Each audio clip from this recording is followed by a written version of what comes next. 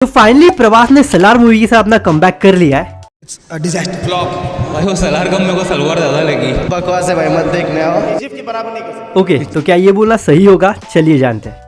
History tells us that great actor makes a great movie, but history was wrong because great director makes a great movie.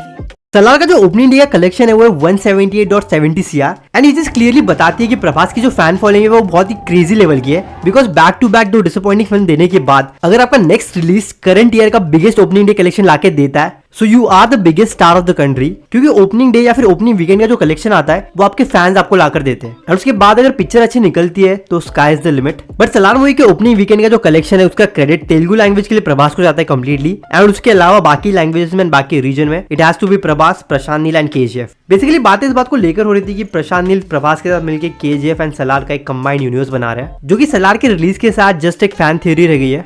But nevertheless अब यहाँ पे मैं एक और चीज add करना चाहूंगा। सलार मूवी का जो ओपनिंग कलेक्शन है वो 200 प्लस होता इजीली अगर इसका क्लैश शाहरुख खान की फिल्म डंकी के साथ नहीं होता, क्योंकि डंकी भी एक ड्रीम कोलैबोरेशन था। Rajkumar Hirani and Shahrukh Khan for the first time एक साथ आ रहे थे, तो फैंस उसके लिए भी काफी एक्साइटेड थे। वो बात अलग है कि सलार डंकी को बॉक्स ऑफिस कलेक्शन में पीछे छोड़ देगा, क्योंकि दोनों ही बहुत अलग जॉनर के फिल्म है। बट वही अगर जवान और सलार का क्लैश होता तो स्टोरी काफी अलग होती।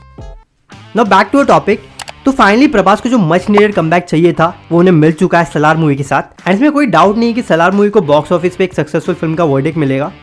अभी कमबैक कितना बड़ा था छोटा था उन सब चीजों में ना जाते हुए I am genuinely happy for Prabhas कि लाइक जिस टाइप की सक्सेसफुल फिल्म उन्हें चाहिए थी वो उन्हें सलार के रूप में मिली है। लाइक ऑडियंस भी अप्रिशिएट कर रही है एंड कलेक्शन भी काफी अच्छा है। अब सलार के सक्सेस के साथ जो एक और चीज नोट करने वाली है वो ये है कि सलार के लिए ना ही कोई प्री रिलीज इवेंट रखा गया, ना कोई बड़े बड़े प्रोमिसेस किए गए, ना ज्यादा हाइप बाजी। मेकर्स काफी क्वाइट थे मूवी के रिलीज तक, क्योंकि जब आप ज्यादा एक्सपेक्टेशन सेट नहीं करते तो ज्यादा डिसअपॉइंटमेंट का चांस नहीं होता। एंड ये एक और चीज थी जिसने सलार को बेनिफिट किया है।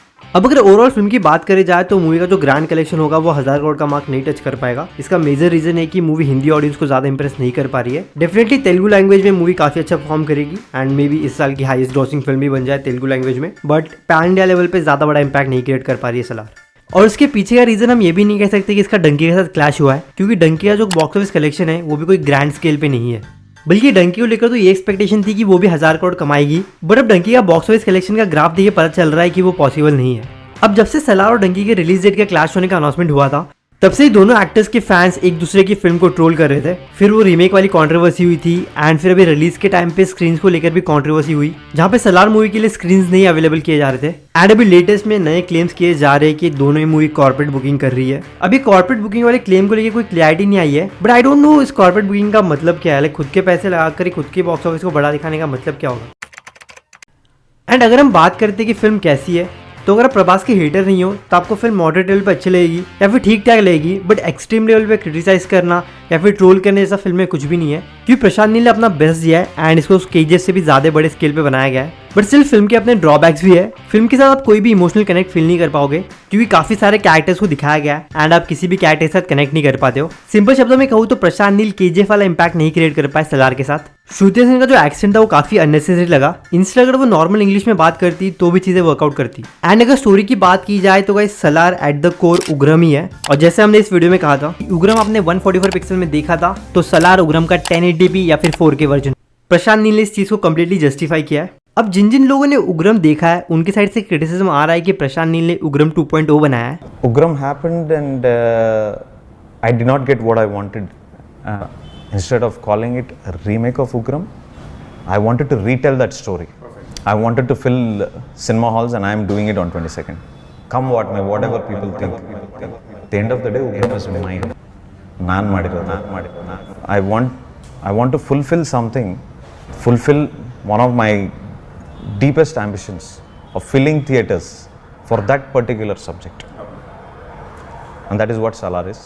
तो अगर प्रशांत नील के पर्सपेक्टिव से देखा जाए तो प्रशांत नील ने काफी सही काम किया है सलार बनाकर।